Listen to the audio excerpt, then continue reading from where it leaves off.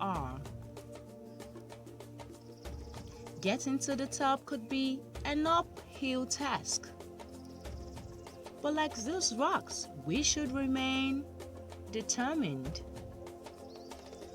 When the rains come pouring and the flood rises up, our confidence, like these structures on the rock, should be that we will weather the storm with the right people around us, just as the structures have the support of the rocks.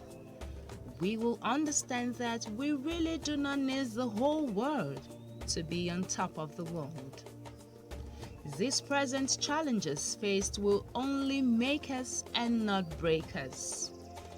They will propel us to reach for the stars.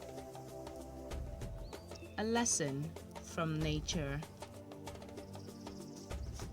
Bye, guys.